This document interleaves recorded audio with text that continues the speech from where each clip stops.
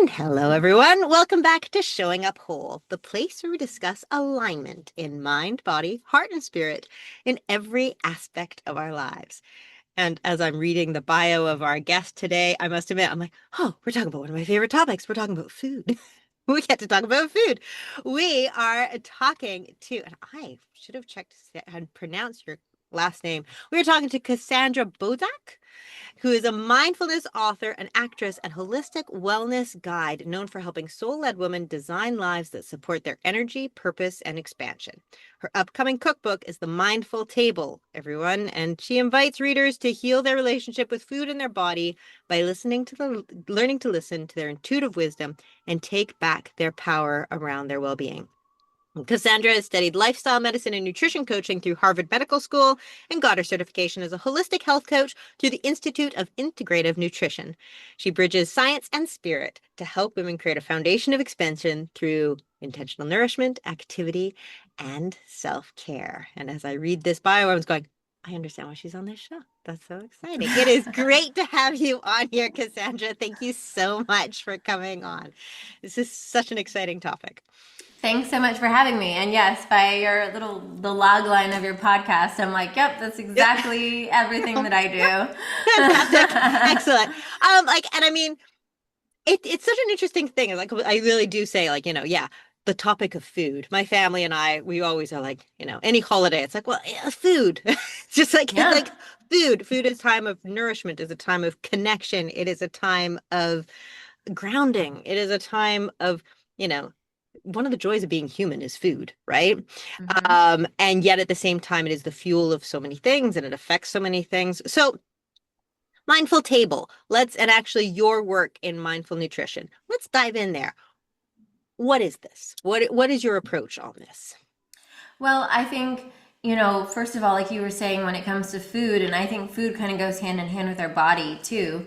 There are these two things that we have this relationship. I describe them as like they're like the your marriages, right? Like it's like longer than if you get married, any marriage. It's the longest long-term relationships you're going to have in your, human life is first of all your body, right? Like your body is, is the first thing is, starts forming or whatnot in your mother's womb, and you have some level of relationship with your body your entire life, right? You're in it. How can you escape it? And food is the same way, right? And that's why with food, when we develop different, unhealthy relationships with it, let's say, and there's like such a spectrum of unhealthy relationship, of course, right? And I feel like there's so much, like you were saying, that we like attach to food, whether it's like celebration or comfort or whatnot, that these food and your body are these relationships that you can't really get out of, right? Like you can't get out of. So we have to find a way to get into alignment with them. I love that. And, and I think that our alignment in those two primary relationships is foundational to how we're able to do anything else in our life, right? To not only our health, but also, pursuing other relationships or our joy. And so with the mindful table and with my work, one of the things that we talk about is how do we handle that potentially negative, judgy voice that sometimes we have in our head that is not always very helpful? How do we find and listen to the helpful voice, the voice of our intuition or our body wisdom or God, whatever you want to call it, but that deep inner voice that's guiding us in the right direction? And then on a logistical level, how do we empower ourselves to become our own advocates when it comes to what is really individually in alignment for us when it comes to eating and resting and self-care and taking care of our bodies? Because I think that's another battle that so many of us fight, is we're inundated with all of this kind of marketing is mostly what it is, honestly, around, oh, this is what you have to eat, or this is the right way to eat, or those people are eating wrong or whatnot, right? And it's mostly about people, from people that have no idea about Yep. our individual body or have ever, obviously no one's ever been in our body, but like mostly likely from someone that's not even looking at your blood test, Yep, absolutely. right? Has like Absolutely. no Not idea. even talked about your symptoms or any of it. Yeah, absolutely. Yeah. No, and that's so true. Okay, actually, you know what? Let's poke around that first because this is actually um I know personally like many of the women that I talk to are going through perimenopause and I'm going through perimenopause as well.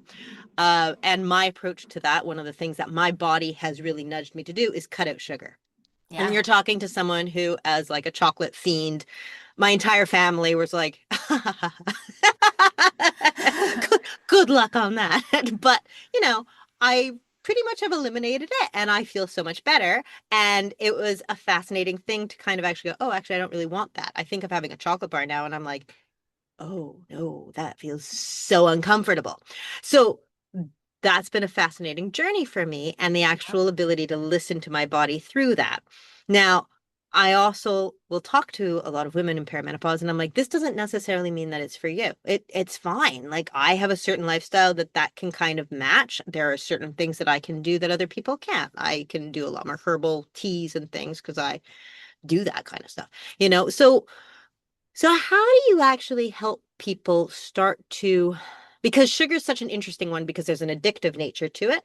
So it's actually separating the addiction from the intuition. And there's a lot of things that is like that. There's a lot of different foods that we have that addictive nature. Yeah. So we think our bodies want it because of Yeah. course our bodies think it does. Yeah. but but our Yep. bodies don't. So for mindfulness within eating, how do you help your clients start to really listen to their bodies of actually what their bodies are asking? Is that a really broad question? No, no, no. Okay. So, but there's like a couple things I want to touch on. Yeah. So let's like pin that for a second. And I Mm-hmm. want to make sure we come back to that Happy because to pin. Yeah. I want to talk to what you shared about the sugar Yeah. quickly first, right? Go for it. So, first of all, I love what you shared because that is at the crux of like what I'm going to talk to you about a little bit more Yeah. around becoming a food detective is because I actually think when you have those moments where you're able to listen to your body and you get that hit yourself, Yep. right? Where you're not like, oh, read 7 Pinterest posts on perimenopause that said I have to give up sugar, right? Yep. But you're like, no, I keep on getting this sign from my body that maybe I need to give up sugar, right? It comes from a different place, and you have that experience now with the chocolate bar because you're actually being a steward of what's going to make your body feel best, right? So Mm-hmm. even though like in theory you're like, oh, okay, maybe I remember chocolate as being tasty, it's not worth it to me. Mm-hmm. I've decided for me, it's not worth it to me, Yeah. the exchange here, Yeah. right? Yeah. And so I would venture to say, it's funny. There's a lot of things that I think, for instance, like you could love tomatoes. Tomatoes could make you feel really good, and tomatoes might not work for my body. Yep. There are things like that. And then there's things like sugar and And then just flour, right? And sugar and flour that are highly processed, yeah. that are man-made, Yep. right?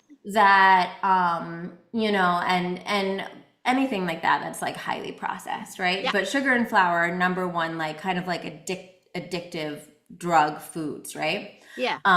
None of us need it. Yeah. None of us need it. There's not, I mean, if your body needs sugar, and your body does need sugar, but you know what it needs? It needs berries. Yeah. It wants fruit, right? And that sugar is combined with fiber and antioxidants and all this other stuff that make it so that it is giving your cells your brain needs sugar to function. You need you do need levels of sugar, but there is sugar in carrots. there is sugar in beets, right? And Yes. so, if your brain needs that kind of sugar, right? Hmm. Or that kind of like fast carbohydrate to function, you're going to be like, oh man, I need an apple. Let me Yeah. grab that banana, all of a sudden looks really good, Yeah. right? And so I think it's like things like that. I would say when you're talking about the addictive nature of things, and same thing, when it comes to grains, right? Okay, well, you could eat like a whole grain, if you're Yeah. craving like grains, right? Instead of having something that has like the processed flour in it, Right. right? Yeah. And so I think with those things, I like feel like they're in their own little Yeah. like Okay. Fair enough. category Fair enough. where 100%. where there is nobody that needs There's nobody who needs that that chocolate bar. candy, right? You don't need it. And Absolutely. hey, if you want, cacao, like if you want some raw cacao, you can make some raw cacao. Like cacao has Yes. magnesium. I love my Um, cacao. I do. I love some cacao Yeah. too, right? You get magnesium, you can put coconut milk or whatever you like in it, right? Yeah. And there may be properties, I do believe our bodies are brilliant, right? Where there may be like maybe you're struggling to sleep at night, right? And you're like, oh, like I need magnesium. So you're being drawn in a certain way to like Yes. what might be an easy way for you to get that. However, so yeah, so I think that is sugar and flour in one of those way in that way is causing inflammation Hmm. in our body when it's in a highly processed thing. So I think almost everyone would feel better. Yes. I don't think there's anybody that wouldn't feel better not having highly processed cane sugar and highly processed flours. Yeah. However, Mm. I do think, then when we go back to like our relationship with our body and stuff, there are some people that have a more restrictive dance that they might be doing that it might not be in their highest good to go full cold turkey, right? Hmm. For their mental Yep. health and like self-love relationship. Yeah. So I think we're all on like different spectrums, and obviously you've done a ton of work, and you're very tuned in yourself. And so for you making that leap and like tuning in, like bravo, I do think it can only help you. Thank you. um, I do feel and so much better. I'm anyone who right, wants to try it, I do feel so much better. right, and for someone else might just not be at that place yet, Yeah. right? They may be at that place where that still reminds them of a time in their life where they were really mean to their body, and the way that they were mean to their body was restricting themselves, right? Right. And so for them, it might be something, when I work with clients that have that kind of background, it might be something of saying, okay, I'm going to pick one night this week where I get to have a treat, Yep. right? Or two nights, whatever, depending on where they're starting from. And so it's not so much about I can never have it, Yep. right? Because for some people, like never anything can like be really, really triggering. Yeah. But it's about saying, okay, I don't need to have that every single day. That doesn't need to become my like crutch when I'm stressed out to like grab that cookie, right? It can be Yeah. more of a mindful, intentional treat. Yeah, because I think you raised such a powerful point there because so often those things do come from the idea of quitting triggers a person's nervous system. They get really into a space of feeling panicky and like that's taking away their security. So therefore they reach for those foods as their security. And that in some ways is actually the first thing to break is, Exactly. Which is, yeah. almost can make those things like more attractive, Yeah. right? Yeah, Um, absolutely. and so that's kind of like how, like you've already, what you described is kind of like how going through the process, right? So one of the things that the first thing I have people do is start having a conversation with their body. Mm. So beginning a daily practice of just even just a couple minutes thanking their body for all the beautiful things it's doing. Like, hey, you woke up this morning means your heart was beating all night long, right? Your lungs were, breathing for you all night long. Like, even if that's where you have to start, even if, just like those basic, like, wow, like the fact that you're listening to this podcast means that like You can hear your brain Yes. is processing this information, Your right? fingers clicked on it. Your fingers were able to click on it. Yeah. Maybe you're on a walk right now Yeah. and you're able to walk. Maybe you're doing your laundry and you're able to fold your laundry, right? Like there's so many, like what I call it authentic gratitude. It's like take a moment, and it could literally just be like that, like the 30 seconds we just Hmm. spent, like boom, boom, boom. But actually, like tuning into that every day to start off with that base level of gratitude for your body. And then from that space, I love recommending like a little meditation of just tuning into your body. And I have, I'll put the link for your listeners Yeah, please with, do. on the book page. I have a guided meditation for anyone that's like, Oh, amazing. oh, like this is Yeah. overwhelming to try to do myself. Amazing. Yeah. Um, but I just like tuning in. You put like a hand on your heart, a hand on your belly, Hmm. touching your body, breathing into your body, and just saying, hey, how are we doing today? How do you feel? Wonderful. What do you need, right? Is there anything, is there anything that I'm doing right now that's not working for you? Like your sugar, right? Is there anything that maybe I'm not doing that you would love more of, right? And maybe, and just at first, like I can tell that, you're seasoned and attuned and likewise here. But I like to tell people that if you've never done this, right, and you don't Hmm. have a meditation practice, if you're not haven't been in this conversation, just give it time. Just show up Yeah. every day. Don't expect, a lot of times people are surprised and they'll hear something right away, or they'll get like some people get just like an image of something. Sometimes they'll get like just like a thought of like, oh, I think I want a banana today, right? It could be something as simple as that. And the thing I love about the body wisdom or the intuition that comes up is that it is never overcomplicated. It Hmm. is never like you need 116 grams of protein and 40 grams of fat. No, it's like it might be like, okay, like we need more protein or whatever, right? Yeah. It might have something basic, right? And you'll probably get a specific food that's in like your category of foods that you eat, that it's pulling you towards, or it might be something super simple like more sleep, more movement.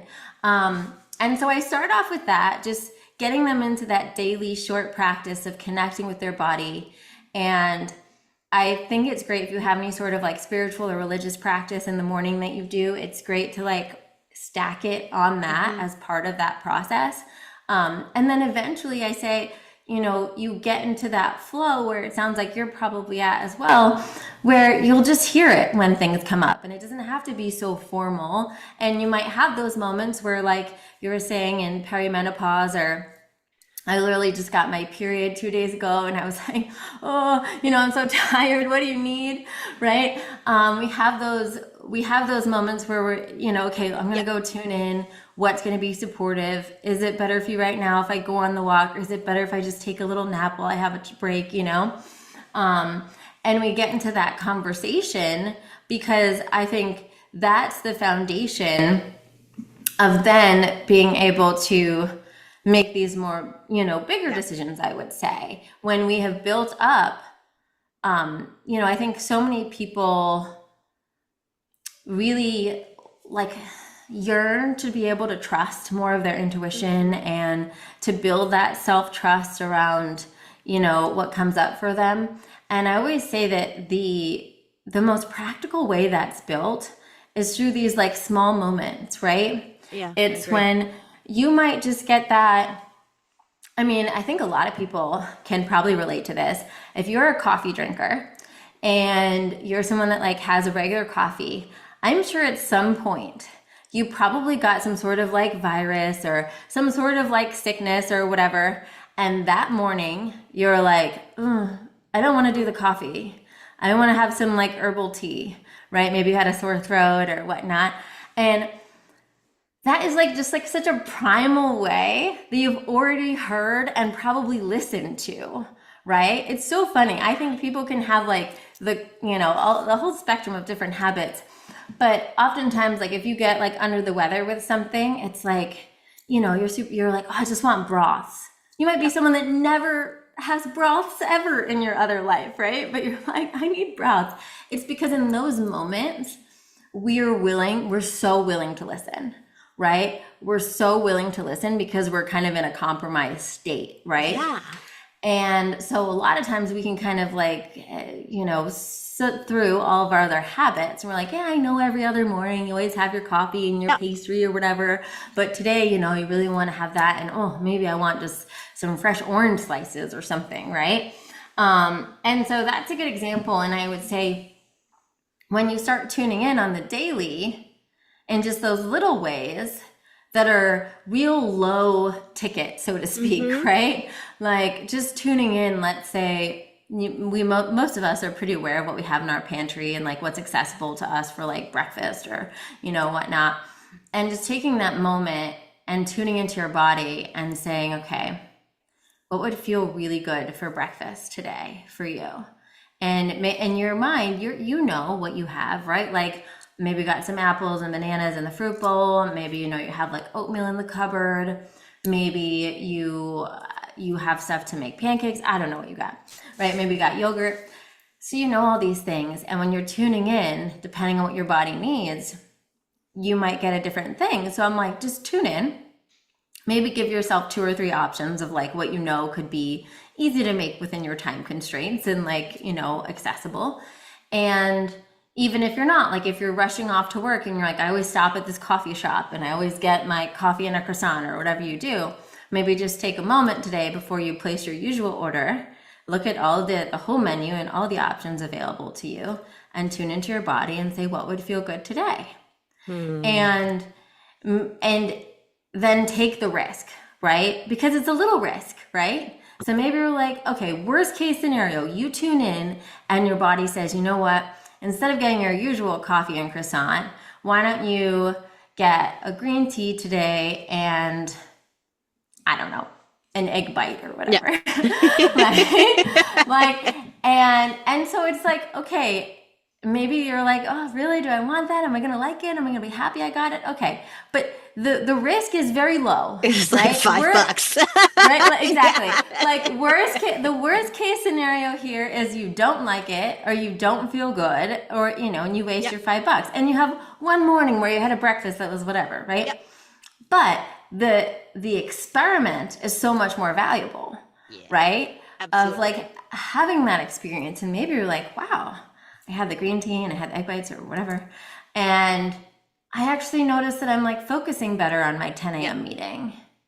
Okay. And so that brings me to the next exercise I tell people to do, which is a food detective journal, where you write down all of the things that, anything you're putting in your mouth. So a drink, food, if you're grabbing some like M&Ms from a coworker, or you're like just like nibbling on something throughout the day, like write it all down and then start writing like how your mood and your energy and like anything that's happening, within an hour or so of consuming it.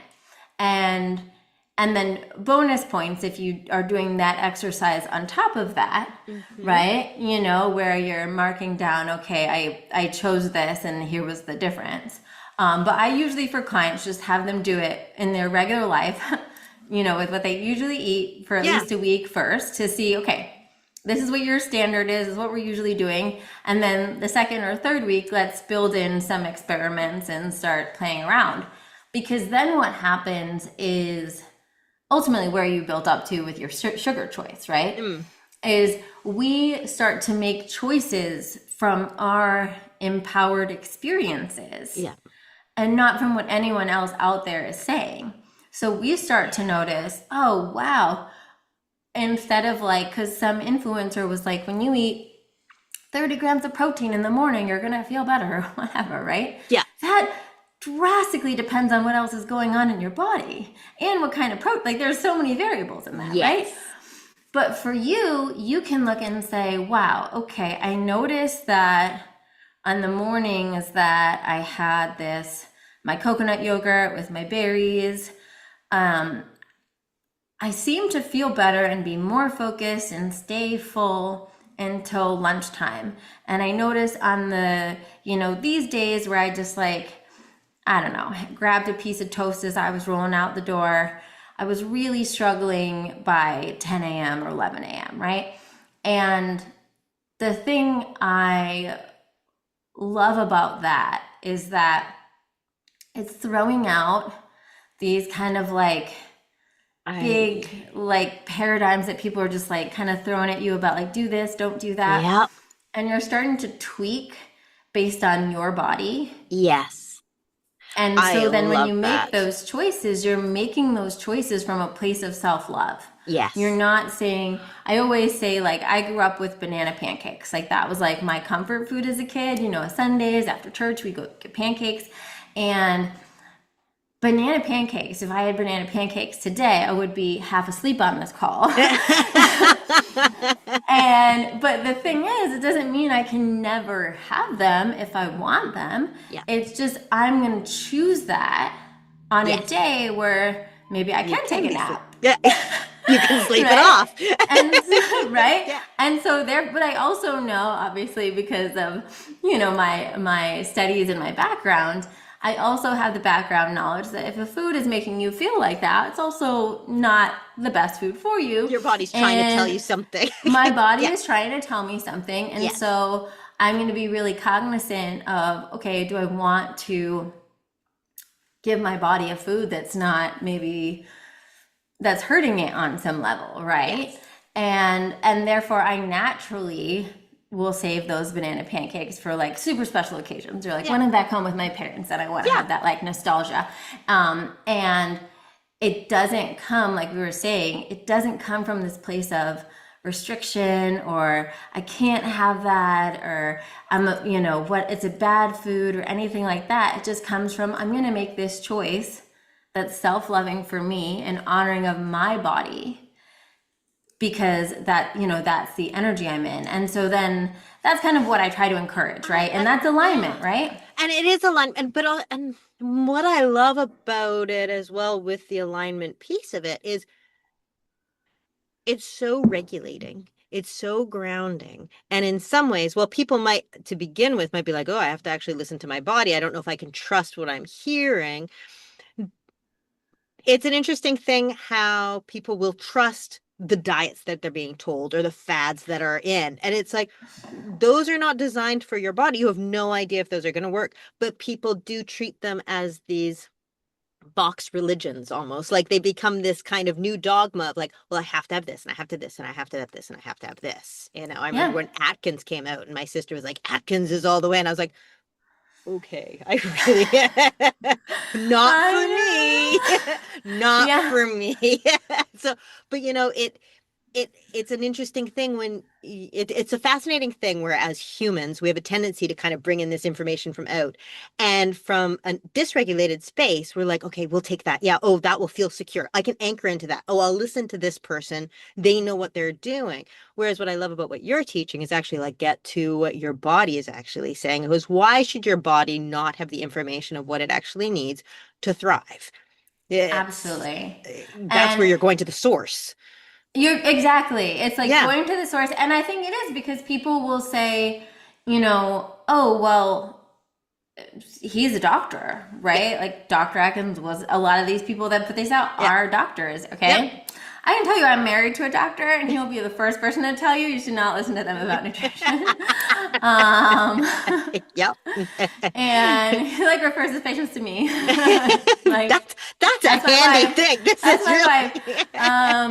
I love that. But it's funny. People are very resistant. My husband's actually a surgeon, and it's kind of we talk about how it's kind of amazing how people sometimes are more open to having themselves cut open than they are to Yeah. changing their diets, right? Oh, 100%. I remember the story of my dad. I mean, my dad is 95, so I don't know what has been blessed by my dad.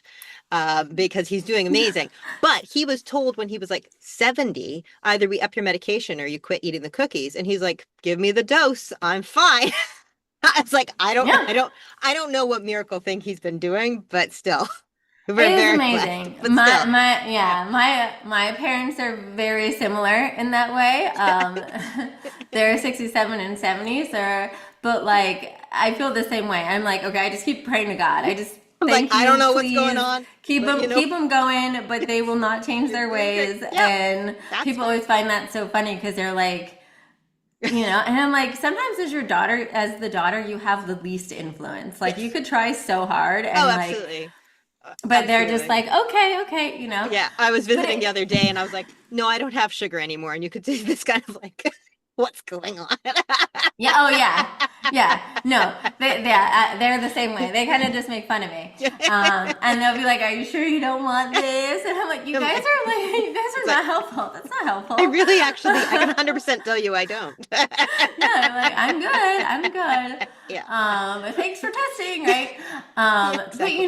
what if also I do think there is that element of like we've been taught in our culture that there's experts and then there's you, Yes. right? And here's what I say to that is that listen, like I said, I took my classes at Harvard. I love research. Like, I'm actually like a research dork.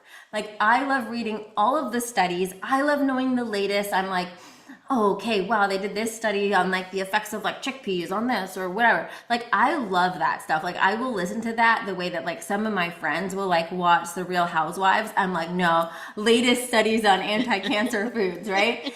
And so I am by no means like anti-research or Yeah. science or any of that. But here's where I think it gets fun is that if you're attracted to some sort of dogma program, right? Yeah. And you're like, ooh, like I'm really attracted to the Atkins or the keto or whatever it is, then play with it, right?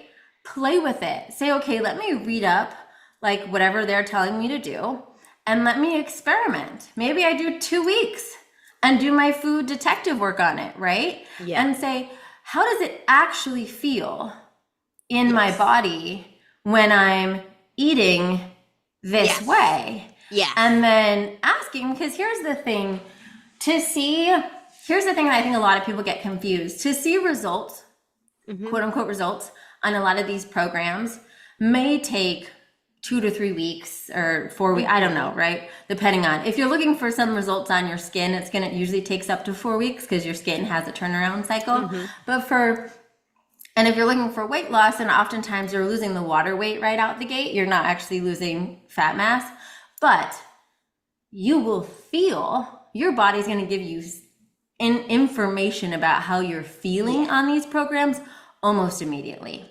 Yep. You're going to know within a couple of days. I mean, I know I would probably know just within one day, but I would say try it for a week, right? Try it for a week and make some observations because then you're giving yourself the power. Yes.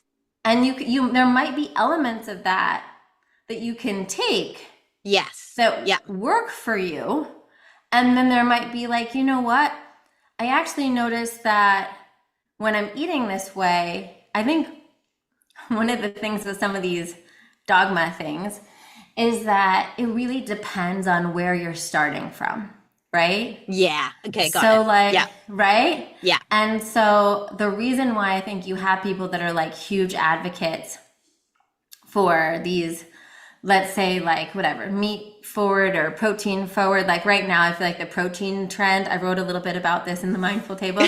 The protein trend is out of control. You would make And my husband so happy to hear you say this.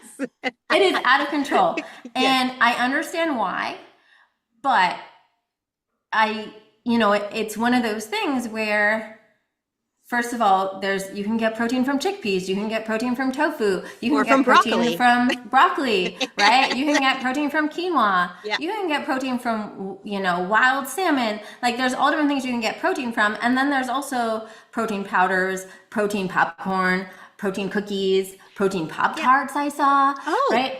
They are okay. not the same, No. right? And so someone saying I'm going to eat X grams of protein a day. Well, what is that protein Yeah. of, What right? does that actually mean? Yes. And for a lot of people that let's just give the benefit of the doubt, they're eating more of the whole foods versions of proteins. Where you're going to see results. Why? Because if you're trying to focus on getting such a large amount of protein in, you're probably not going to have the space to eat a lot of the crap you were eating, right? Right? Yeah, of So course. if you were normally eating, cookies and all of this stuff, you're probably going to be so Full.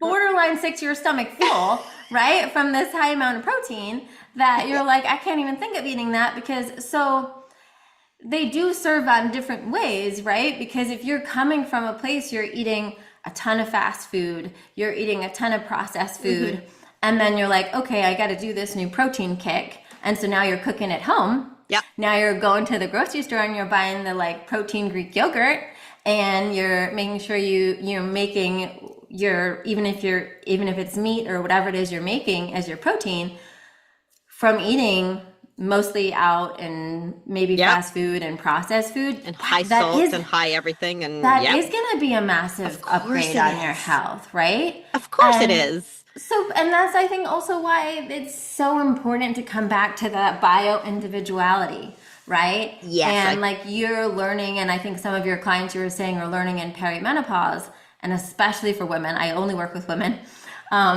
Because our bodies are constantly evolving. And so what works for you literally in 1 week of your cycle, what Yeah. will work for me next week when I'm done for my period Yeah. will not work for me this Well, week, and I right? think this There's is what just I these like love about what you're adjustments. talking about. I love that you're talking about this because that, I mean, I remember when I first started tipping into perimenopause, and for some reason, all of a sudden, I really just craved tinned fish. I was like, I would sit and instead of like making up like a tuna salad sandwich, I didn't want anything in that. I was just sitting there ripping open the tin and I would just eat it. And I'd be like, I'm so satisfied. And it was the strangest thing. And then I got into a habit of it, thinking this is what my body wants, this is what my body wants. And all of a sudden I went and had one and I was like, nope, I'm done. Didn't want it anymore. And it was like this interesting thing of actually watching the chapters. And again, like what you said, week by week, yes, day by day, hour by hour. But then also Yeah. these massive periods of time where you're like, this works. And now it really doesn't. And now this works. And I think that's what's so fascinating is when we're talking about these types of even like what you said, we'll try the diet for a week and see what happens. What I find fascinating about the human psyche is that we go, well, this works. This is the diet that works for me. Okay, that's what does. And then you go, okay. And I mean, I think we have, I mean, personally, I think over my life, there's been often times where I've been like, no, no, no, I don't do that. And you kind of think, I don't do that diet. I have this specific diet. And you kind of, you start trying to convince everybody to join the diet. Oh I yeah, remember totally. my husband and I went on a Totally. kick of like the blood group diet like about 20 Oh, years ago. We're I like, I did that as what's your well. blood I group? remember. We're like, Yeah. this is like explosive. This is so great. Individual, but it's like, no, actually, my Yeah. husband was sitting there. He's like, I'm not so supposed to have bananas, but I really like bananas. He was Yeah. heartbroken for a few days. Finally, I was like, I'm having my bananas because that's where it goes, right? Where you actually go, this works for me now. And I think when you actually start taking on these big programs and they work for you for a week, it's that magic thing that you introduced at the beginning of saying, how are you feeling? What do you need? Is this what you're Yeah. working?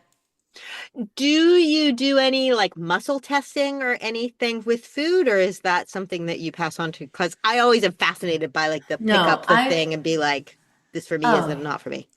oh, absolutely. I love Yep. that. You can do muscle. An easy version of that you can do is simply like if you stand up straight. I put my hands on my heart. I don't know if it's necessary, but I like to do it. Yep. I put my hands on my heart, and then I just get a clear vision in my head of whatever it is, right? So maybe it's a supplement, maybe it's an exercise thing, maybe it's a food, right? Yep. And I just think of it in my mind's eye and, feel it there. And then I just ask my body, like, is this good? Right? Is this good for me right now in this moment? And muscle testing is very much, you got to do it. You should do it every day, Yep. right? Yep. If you want to do something like that. And your body will lean forward if it's a yes and lean backwards if it's a no. And it might not move if it's just neutral, like eat the Yep. banana, don't eat the banana. Like you're fine either way, right? We don't like desperately need it, but we don't like not need it, Yep. right? But I find that to be really helpful because it's just like an easier one that you can do at Yeah. anything. Like if you have, a partner, somebody with you, for sure, you can like do the thing with your arm where you could like hold it in one hand and like put your arm up and then, see if they can Yep. like push your arm down. And if they push your arm down, then that's a no. And if you're able to keep it strong, then that's a yes, Yeah. right? So that's a fun one if you have a partner, but I just like to do the other one because I feel like this way I literally will do that like when I'm like out at like a Yeah. restaurant. Yeah, I know, and I think it's important for people to remember. I actually was just teaching a class of this the other day, and of like this kind of like I was like, it doesn't need to be this massive fall over thing, like No, no. because I It's think just like sometimes a people think slight, of it like, oh my goodness, it's sometimes the most subtle just opening and yeah. expansion, and I think to introduce that with your food intake is a fascinating thing. I haven't done it over supplements or anything yet, and that's such a Oh, good idea. Yeah, oh that's yeah. yeah. It's so good. And I think, I love what you talked about with the opening and stuff because there's a second, at that length of the bonus like meditation that we did that we Yeah. talked about in the beginning. There's a second meditation that I added on there that's about learning your body's yeses and nos. Oh, And amazing. you can apply it to anything. So Yeah. it could be like, should I go to this event? Should I not go to this event? Should I take that class or should I, whatever? Should I hang out with that friend? Should I not hang out with that friend? Because kind of what you said as well, I think the next step as you refine your relationship with your body is you start to learn our body is always communicating. It's always giving us a yes or a no.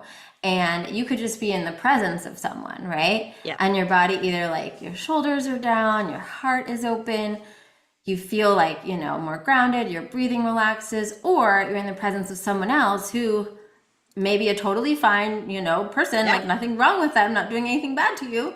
And you're like, Yeah. right? And all of a sudden you're like, why am I so tense? My Yeah. shoulders are up to my Yeah. ears. And like, I'm feeling like I'm And like, I'm slowly and I'm backing feeling like I away. want to like, right? Yeah. Or you ever get that feeling where you feel like you need to like, you like kind of like almost like Yes. hugging yourself, right? And you're like, okay, don't be weird, I, Cass.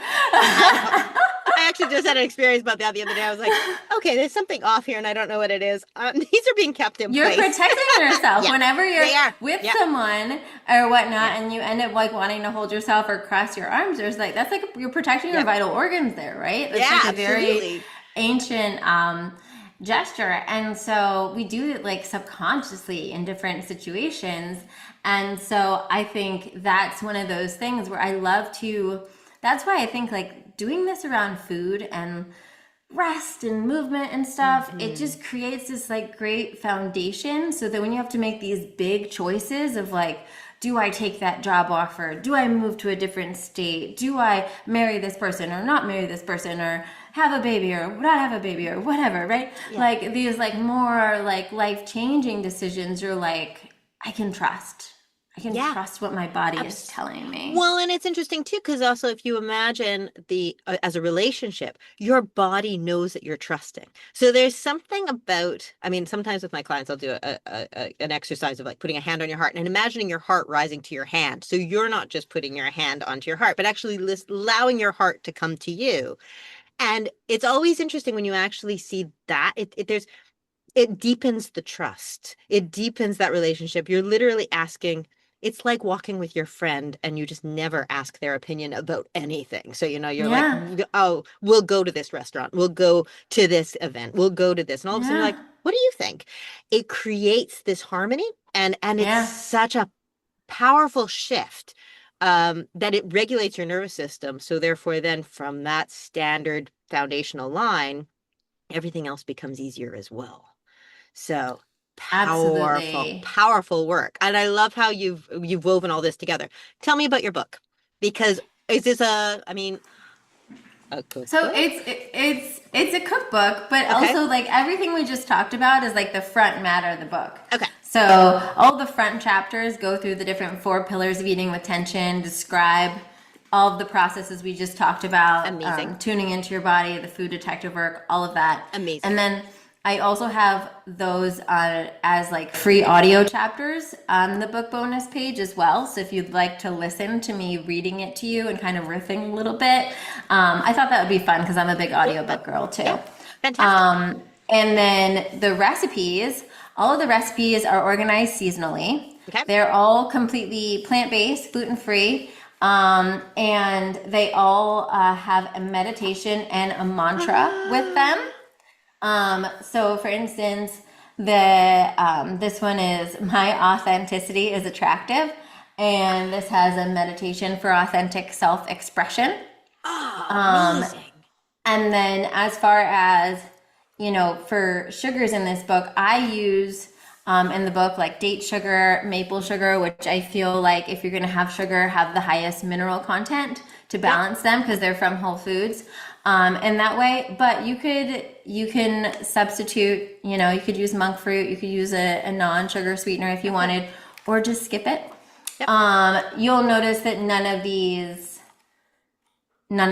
of the desserts are like overly sweet. Yep. But for me, it was really important for all these recipes. I feel like in general, a lot of us, and like you were talking about, like attaching to a certain dogma. For a while, I like very strongly attached to being vegan, and I released that not because I disagree with any of it, but because I don't believe in attaching to a dogma. Yep. And I feel like anything that restricts us from being able to listen to whatever our body is saying and just like Yep. trusting that in the moment, right? However, when I went to write this book, that was like a big question. And the reason I chose to still make it totally plant-based is because I often think we have so many, most of us, if you eating protein and animal stuff, like, you know how to cook it. You know how to cook it by now. I don't need to tell you Yeah. how to like grill a chicken, or you can like ask ChatGPT or whatever. And I think a lot of us don't have enough fun, delicious, hearty recipes that are fully plant-based. So I wanted to encourage people to like get more creative, get back in the kitchen. I talk about protein a little bit Yep. because I know it's a hot topic. So there's a lot of these things. I mean, there's juices, smoothies, Yep. soups, salads, Amazing. different Oh, this is dishes for fantastic. every season.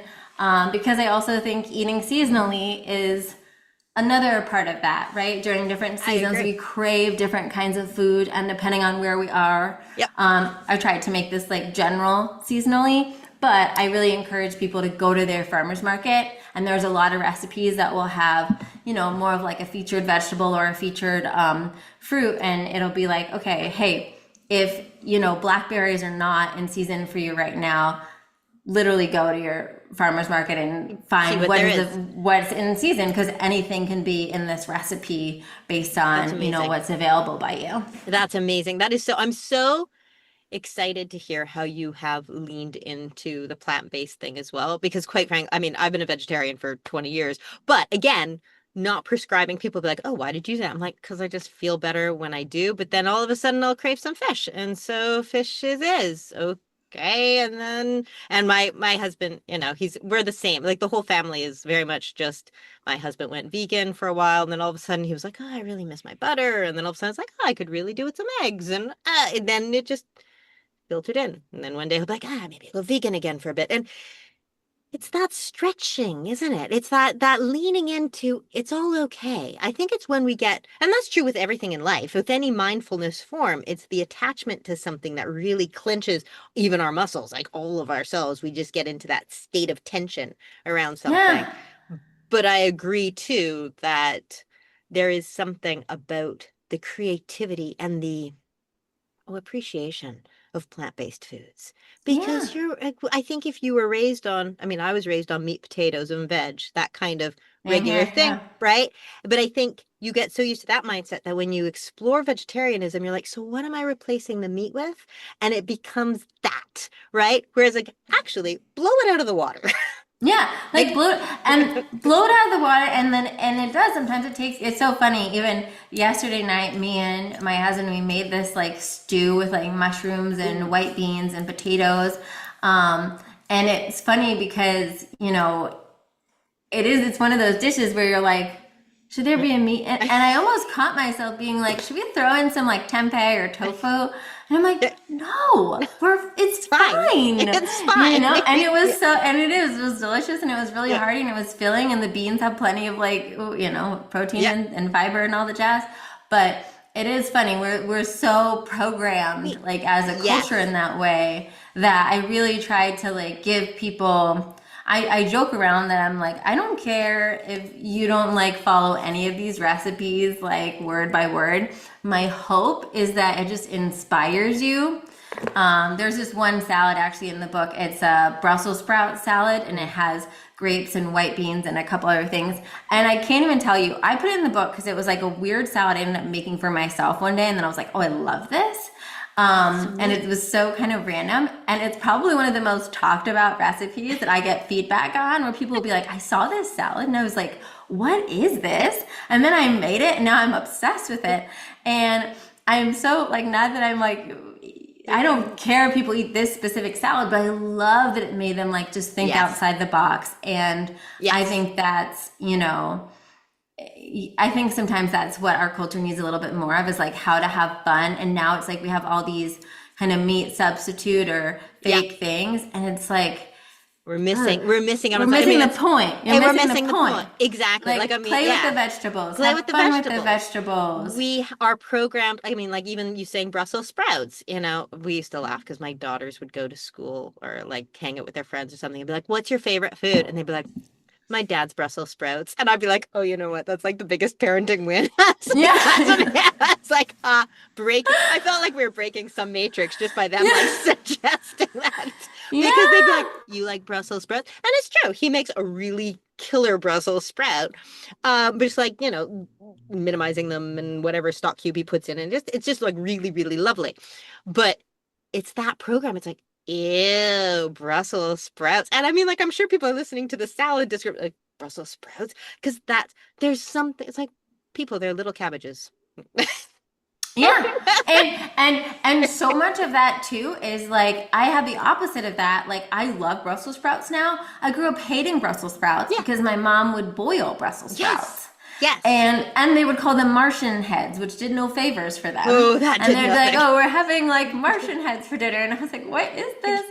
And so it was so funny. I remember it wasn't until like my 20s, I think I was out to dinner with someone and they ordered roasted Brussels sprouts. And I was like, "Oh, I've never seen Brussels sprouts done that way before." And I was like, "Oh my God, these are amazing."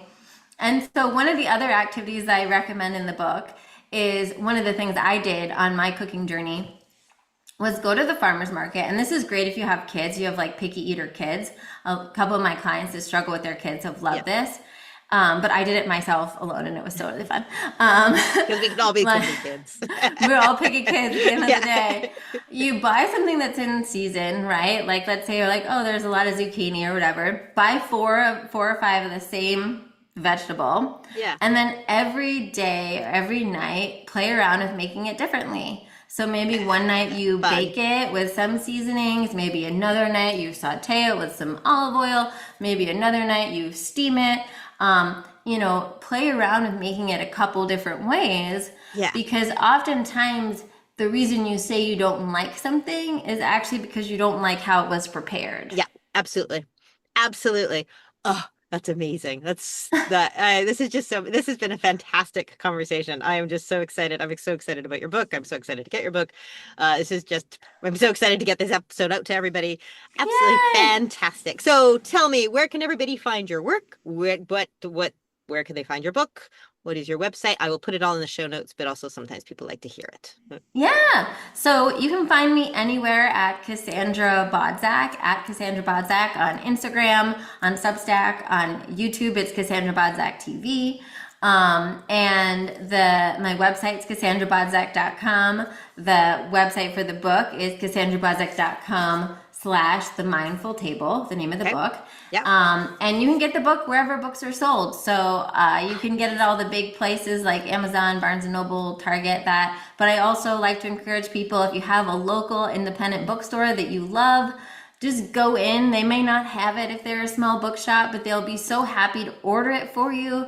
I agree. And then it supports them and also supports me because maybe they'll be like, hey, it's cool. Let me order a couple copies and more people in your town will get to check it out as well, too. Fantastic. And talk this way to all of your friends, everybody, and get them to Yeah. listen to this because we need to shift. It's such a Mm. It on some way it feels like a revolution. It feels like a shift. It is one shift in mindset of really just listening to your body feels like a way that everyone can take their power back a little bit Absolutely. somewhere. And it's just such a powerful step. And it's just so little, people. It's just a little step. Yeah. But just Get listen it. started today Just for get free. started today, right now. Yeah. Exactly. Right after listening to this, go grab a snack, but listen to your body first. I love it. I love it. Yes. Thank you so much. I can't wait to keep in touch with you and keep talking, and we'll definitely try to have you back Thanks again. so much for having me on. This is great. Thank you. All right. Talk to you soon.